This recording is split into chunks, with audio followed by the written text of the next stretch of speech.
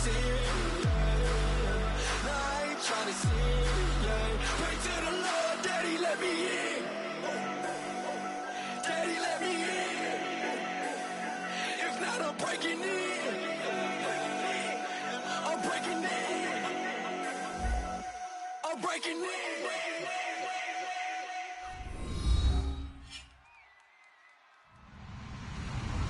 Hello, everybody. I'm Larry Ridley, and this is Madden 17 on EA Sports.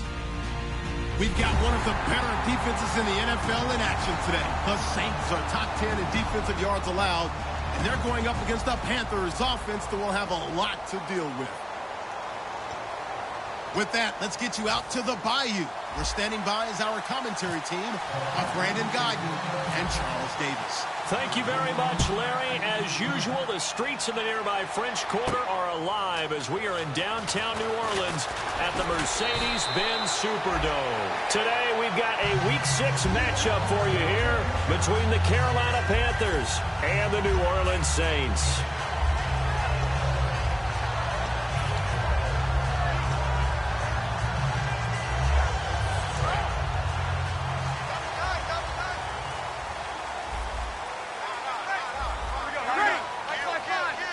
Looks like the defense in press coverage here. Now the fourth-year man from Texas A&M, Christian Michael. 5 yards on the carry. Good pickup on first down. The headshots here, the offensive unit. And what about Brandon Cooks? If he's not a 1,000-yard receiver every year he's healthy in the league, I'll be surprised. Came out of college wanting to be a pro, studied all the best receivers in the NFL before he even got to the league.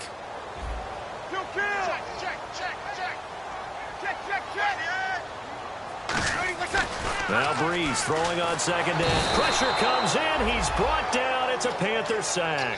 The 2015 Pro Bowler, K'Wan Short, busting through to get him for a loss of 6.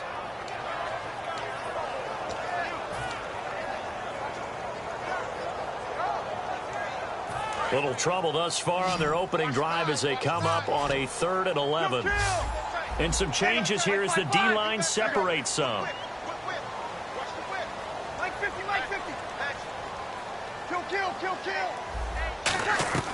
Now Breeze on 3rd down. He's going to look deep down the field. And incomplete. He can't hang on. Would have been a nice catch. Instead, it brings up a 4th down. And when all else fails as a defender, when you're not there in the coverage, your best friend is exactly what we saw there. A big play shot taken by the offense. Unfortunately, it ended in a big drop. Now it's Ginn. That's going to go in the books as a 55-yard punt. Well done. And out will come the offense as they take over.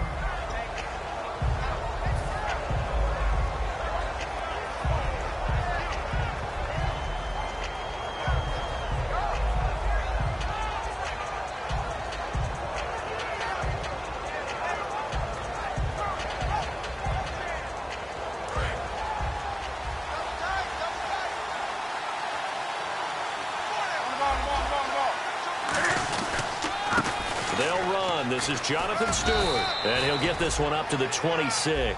Give him 3 on first down. It'll set up a 2nd and 7. When we look at this unit like we are now, Greg Olsen has become such a reliable target in this league. Loves to be considered the #1 option in the passing game in the offense he plays, and he lives up to it. Knows the defense is set for him, knows how to beat them. Back to throw, Newton. Well, this is a catch by Ted Ginn. And they get him down, but not before he takes it across the 40-yard line.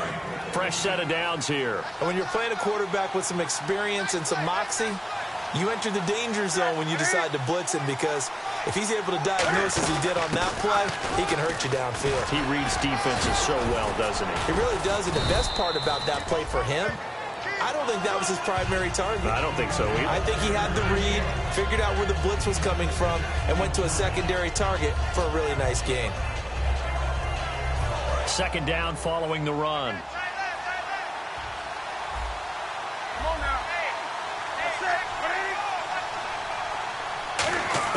On 2nd down, here's Newton. It's brought in right side by Ginn. And he'll get it down to the 47 here. They get 5 out of that one, and it moves the chains. An ex-teammate used to tell me all the time, I hate experienced quarterbacks because no matter what, you really can't hide what you're doing. And I think that right there, he knew right away where the blitz was coming from, where his primary guy was going to be, and he ended up going to a secondary target for a nice game. I was just going to ask you, that wasn't the primary target. He's so good at that, isn't he? I think he knew right away that he wasn't going to get to his primary guy. I think he read that as soon as he got to the line of scrimmage, knew where the pressure was going to come from, and said, I know how to beat that, and that's what he did. So many times you hear today's NFL described as a space game. Get your best players into space with the football in their hands. That's why sometimes you just swing it out to your runner, get him out in the flat, and let him have a chance to make people miss an open field. And here he'll be brought down a little shy of the 35 at the 36. 5 yards is the pickup there as that extends this drive. So many teams want to throw the ball in this situation nowadays, but I love watching a team that has enough confidence to go ahead and run the football in that situation. That's almost a tendency breaker.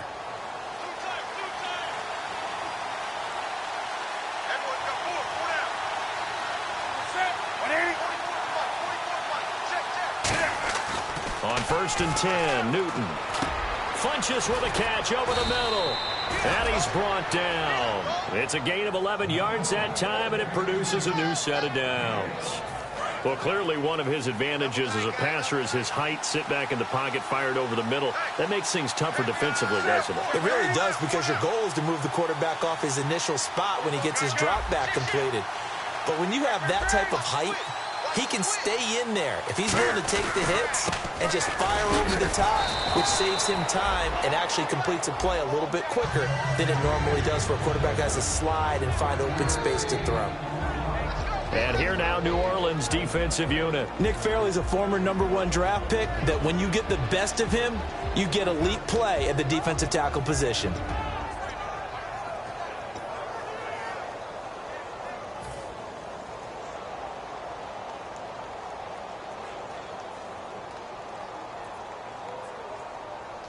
So we've got a 2nd and 5.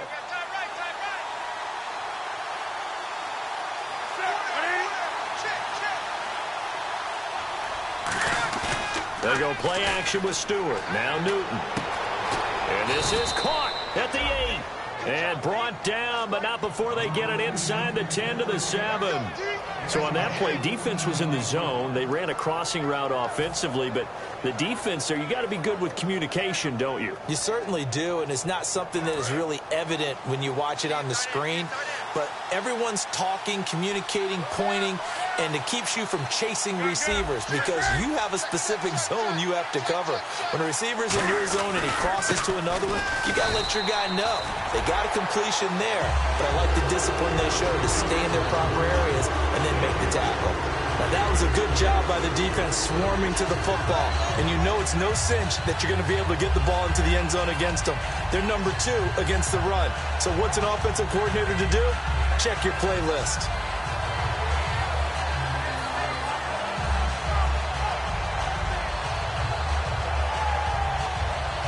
Just play after play after play on this long drive for the offense.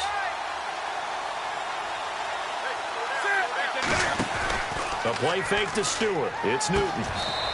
And he's got his receiver. That's Ginn for a Carolina touchdown. Ted Ginn, his 3rd touchdown now on the year. And the Panthers are going to take a first-quarter lead. And this will be good to give the Panthers a 7-0 lead.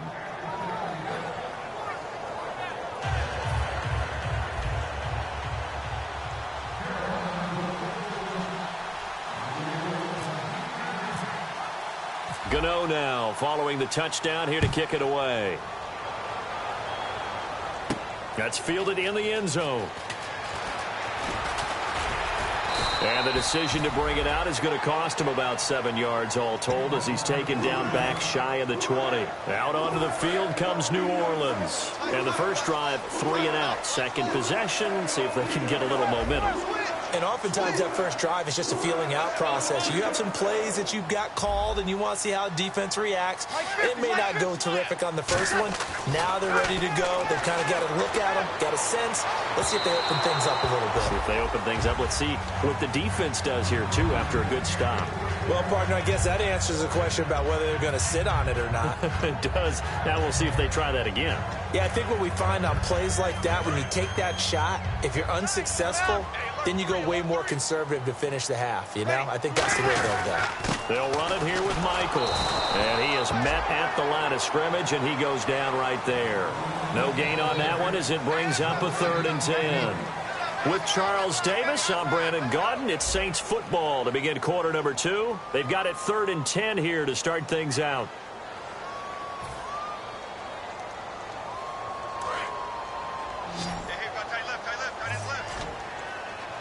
They'll come out in the pistol.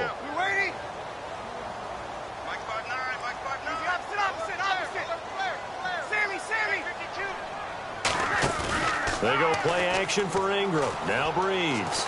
He's going to go for a big play downfield. And he couldn't hang on to it through the contact. Incomplete. Well, they went for the big play there, but that drop could really hurt their momentum.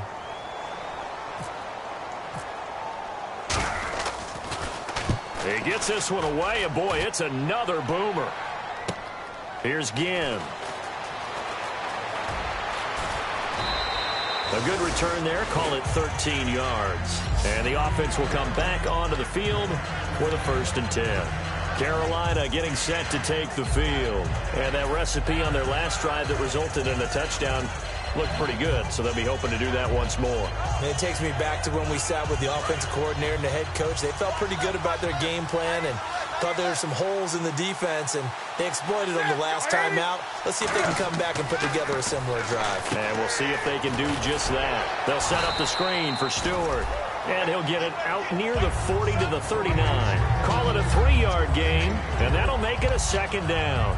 In order for a screen pass to break big, a lot of things have to come together and be well executed, but all it takes is one small thing to go wrong and keep it from being a big gain.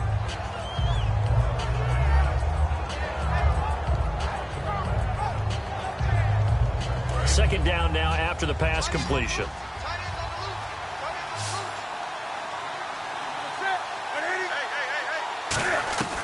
Here's Newton now on 2nd down.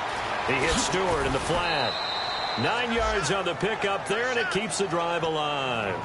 And at his size, he's a smaller back. You can get him the football. He can kind of get lost, make someone miss. It's good for him. Yeah, it's great for him. I like what you said there. Sometimes he gets lost in the traffic a little bit, but get him out in the open field into some space. That plays to his strengths the best and keeps him out of it where all the big boys are, you know, make him make someone miss in the open field.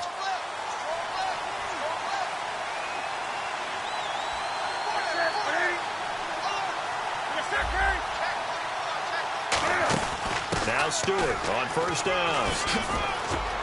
And he's got some space here. Touchdown, Carolina. Jonathan Stewart, his 5th touchdown now on the year. And the Panthers are able to grow their lead. And on that long run, maybe the defense caught napping a little bit. The concentration level may not have been there. I agree with you on that one, because those types of plays, when they result like that, they're almost like big bolts of lightning, aren't they? Whoosh, and off he goes. Gano for the extra point.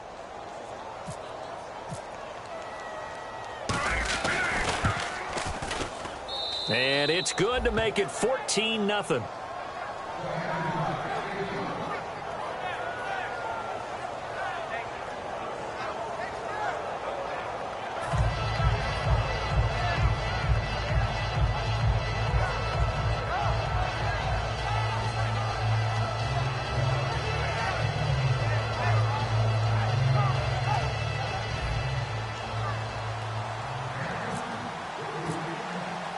Gano now following the touchdown here to kick it away.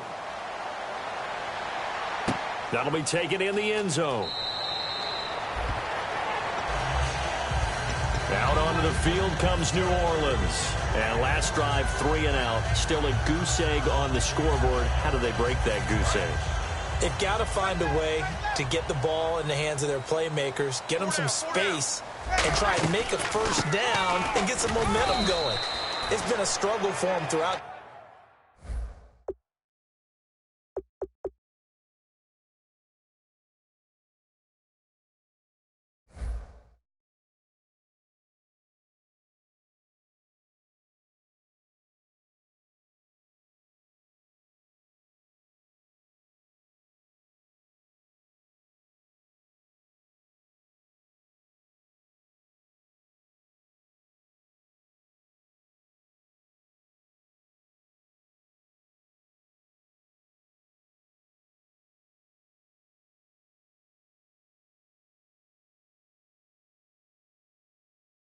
The game, and that 3 and out on the last possession, that told you just how stalled they are on offense. So who will step up here? We'll see.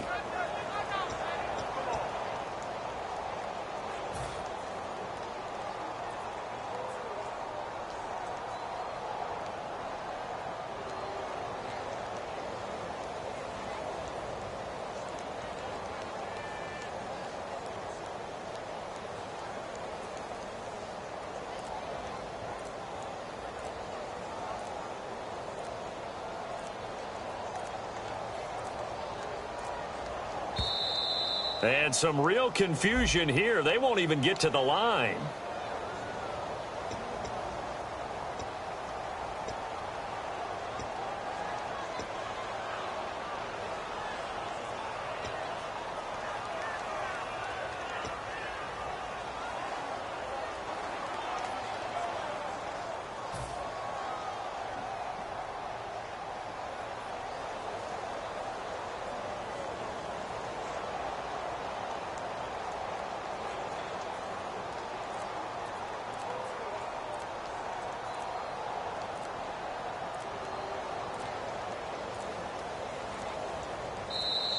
And they will not even get to the line here as we'll get a delay.